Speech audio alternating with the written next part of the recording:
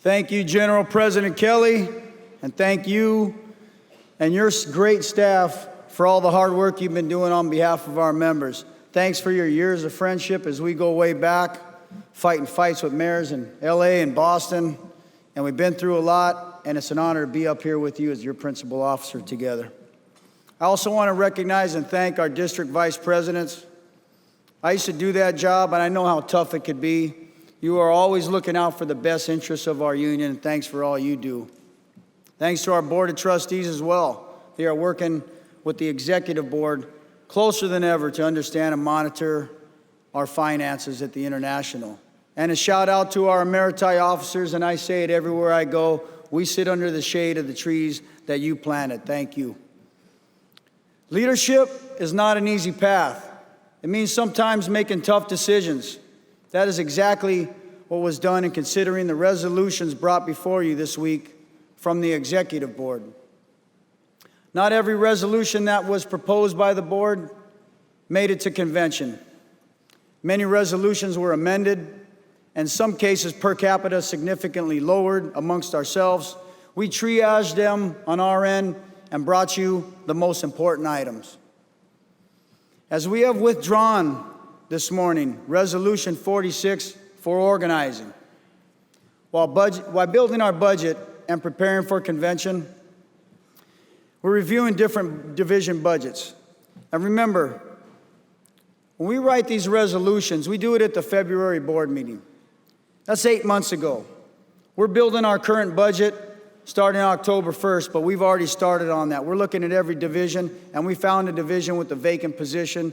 And in respect to asking you for per capita, this executive board made the decision to pull that and fund it with something else. And while I'm on that, that's negative 6.5 cents off of the per capita we were going to charge you at this convention. You had 55 cents sitting on the plate. Now you're 6.5 cents less, so we're about 48.25 cents is what's on the plate. And things behind the scene like we did. EDF, we lowered it from 15 to 7.5. We needed an HR position. We didn't even bring those things to you. So I just wanted to make sure you're aware of that. So one more way we're doing our part to keep our per capita as low as possible. The resolutions that are before you are necessary for the IFF to fight the ongoing war on workers that's out there and position our members to not just meet but exceed the challenge to fight for better benefits, fair wages, and safer working conditions. Sisters and brothers, currently IFF per capita is $15.68. For active members, $7.84 for active retirees. These rates have been in effect since last September. Resolution 1 at our last convention added an annual adjustment for inflation into our Constitution and bylaws, which is permanently in there now. And this year, that calls for a 55-cent increase based on the Department of Labor's annual Consumer Price Index for Workers, otherwise known as the CPIW.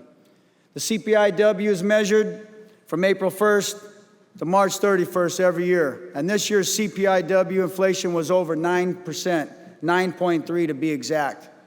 But the delegates voted at the 2021 convention to put a ceiling cap on inflation at 3.5%. So at the end of the day, our cost of doing business is going up more than 9%, but your per cap is only increasing 3.5% on inflation. From last year as one carryover, there's another 1.25 cent increase for the NIOSH line of duty death subject matter expert investigations. So on September 1st, your per capita will be going up 56.25 cents and rounded to $16.25, in addition to whatever per capita is passed this week, specifically today. Adoption of all per capita of the resolutions this week here in Ottawa will result in a new total of $16.73 on September 1st, 2022. And if you remember in Seattle, what's before you today to pass is 48.25 cents. Shoot, I remember 2 resolutions off the top of my head in Seattle, one of which was for 50 cents pack, which exceeds, one resolution in Seattle exceeds the total resolutions we're doing today. So just put that into perspective. For the delegates' information, 1 cent per capita generates $35,000 annually for the IFF. 3/4 of a cent, $26,250. 1/2 cent, $17,500. 1/4 cent, $8,750. A minimal is what we call is $4,375, and 8 minimals is equal to 1 cent per capita. And however, we only have one resolution that is minimal. I will be informing the delegation throughout the convention as additional per capita is passed. While that financial information is important to your work on this convention floor, it doesn't tell the entire story of our union, our great union, and our strength through solidarity and unity.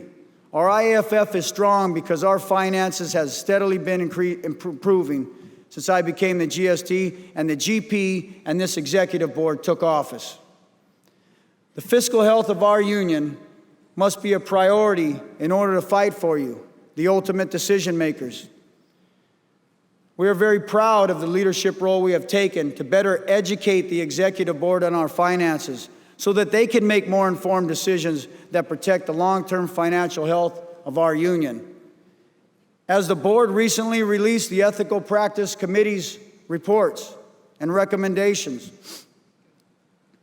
I read through the reports again, paying special attention to the two which related to the IAFF pension plans, since the GST is the de facto pension plan administrator. And when you read something a year ago and you reread it again, it reminds you of some things. And I was reminded that the recommendations of the EPC actually brought me great pride. And as the GP and I have walked through caucuses, we've addressed this. Brought me great pride because most of these recommendations have already been knocked out. I would read one, said, that's done. Read another recommendation, we've already did that. Read another recommendation, this was done before the EPC report even came out. And we recently released an email to our delegates letting them know that 41 out of 53 recommendations have been done. You knocked out a few more yesterday that we couldn't do on our end. That took delegate action, and you did it, and we're going to get there. We are bringing real pension reform to our retirement plans, and you'll be voting on those.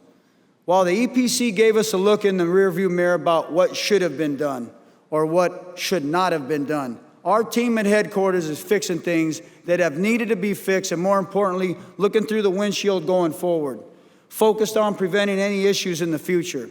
We are going to leave it better than we found it. That's the promise you have from these two principal officers.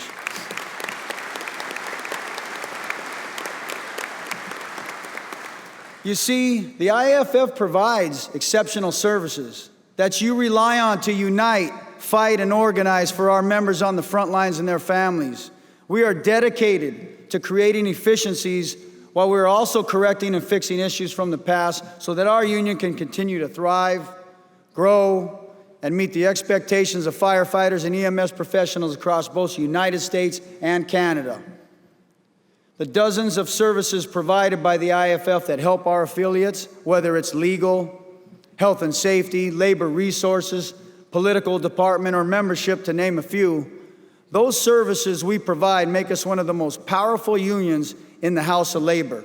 Our union is strong, but we simply can't do more with less. For years, we have created great programs, a nonprofit great organization, and added needed services, but without creating a funding stream for it. And that past formula of kicking the financial can down the road put long-term stress and pressure on our budget. Now, we're simply at the end of the cul-de-sac with nowhere else to kick that can. It would be easier to keep kicking, but that isn't a sustainable model for the long haul. Ed and I, with our first convention, we could have taken the easy road, made everyone happy, not bring needed per capita to this convention. No, because that's not who Ed and I are as your principal officers. So we are bringing back the mantra of the late GP Emeritus, my friend and mentor from Local 1014, which is sitting right in front center, Al Whitehead. And that is, if you want it, you have to fund it.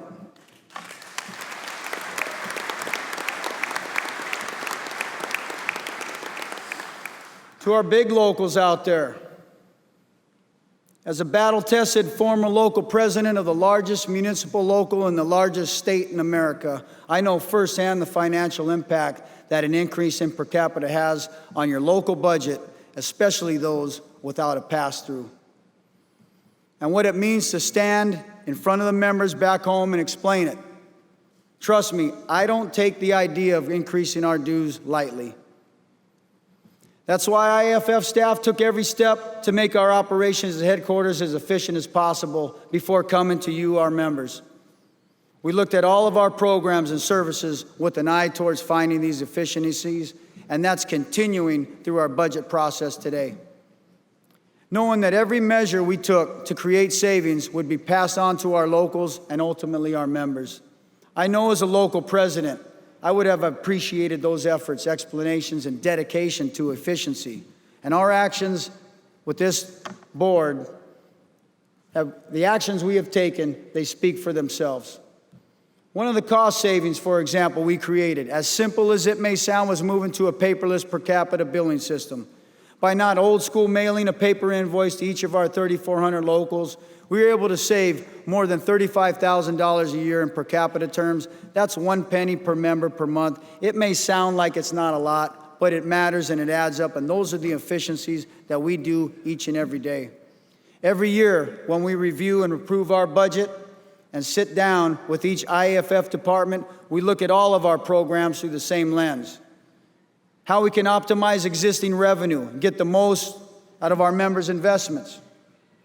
It's one of the reasons I book coach airfare when I travel. It's why we brought an AGST of operations on board to review and advise on our pension plans and identify places where we could be more effective in our investments. It was the driving force behind the passage of a long overdue procurement policy. A policy where things in the past, like informing the executive board after contracts were already approved and signed, that's no longer acceptable on our watch.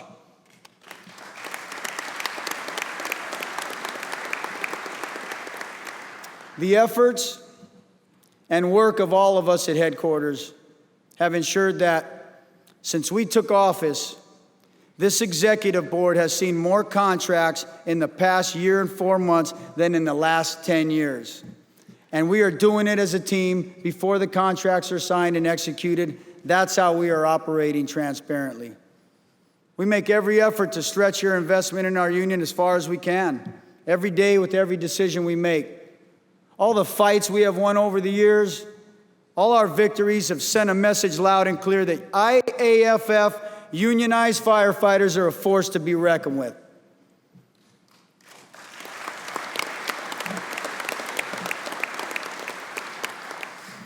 The IAFF has saved thousands of jobs and put even more of our brothers and sisters to work in fire stations throughout the United States and Canada.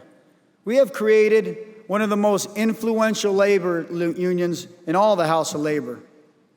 We have been a part of every major advance in our profession for the past 104 years. We have managed to steadily grow and be a resurgent international union despite the anti-union movement that continues, for example, in cases like the U.S. Supreme Court ruling in Janus versus AFSCME. It's not window stickers or T-shirts that are bringing more than firefighters, EMS professionals in our ranks, as we just topped 330,000 members this month. It's the value that this IAFF provides.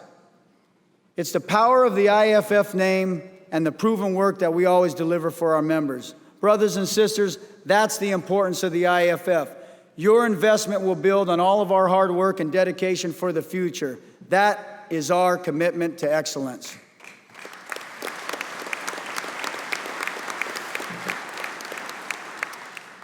We have all witnessed the positive impact our union has on our members. We know the success when we fight for a wrongfully disciplined or terminated union leader through our EDF, our Union Activities Justice Fund, and our Guardian programs. It's how this union, our union, defends and protects our union leaders who are unfairly targeted for doing their union job. And remember, I thank each and every one of you, because taking an oath to fight fire and risk your life is one thing, and taking a second an oath, to be a union leader, it's a full contact sport, and thanks for all you do.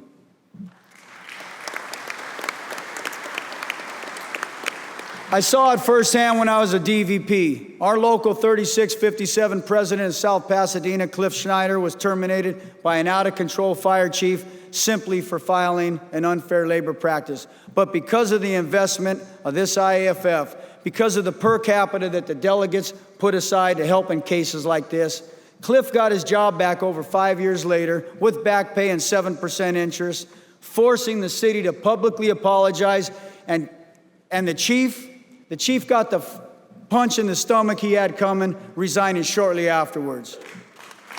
You see, that's the power and protection of the IAFF, our commitment to unity, our willingness and dedication to fight that helped a 15-member local fight with the power of 330,000 unionized firefighters behind them.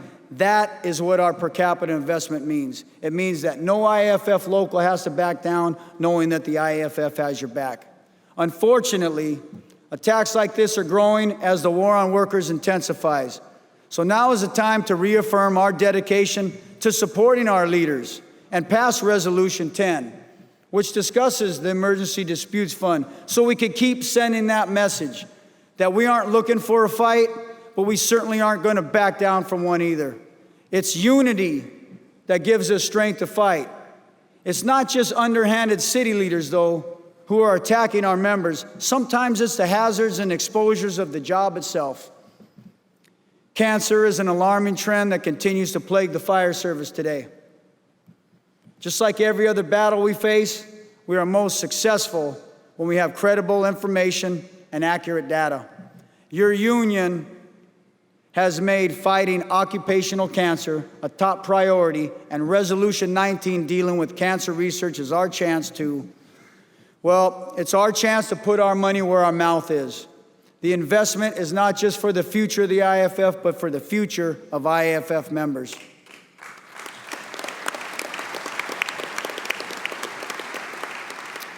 Our nonprofit IAFF Foundation has been operating in a deficit for years.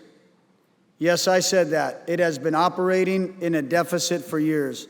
With the adoption of Resolution 45,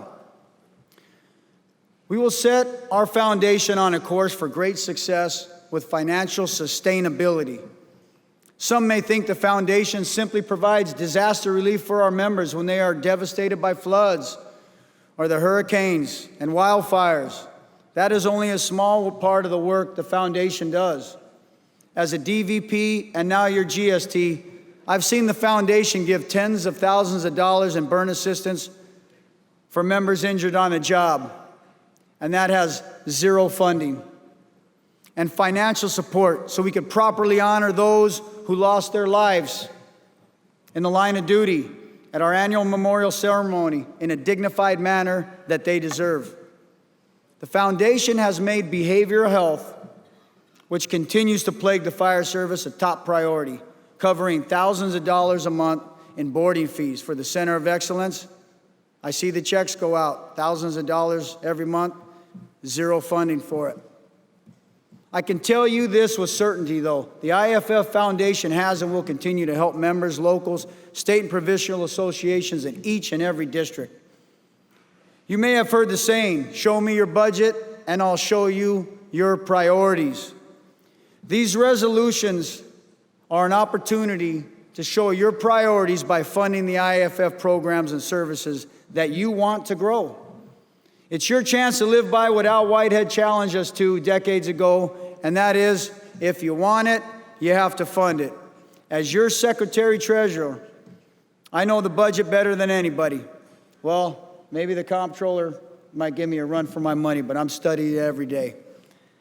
Our budget is talked about in tens of millions of dollars, but the true value of the investment that each of our members makes can be summed up like this: every service, every program that makes our union powerful, everything that you rely on from this international is provided to you for well less than $4 per week.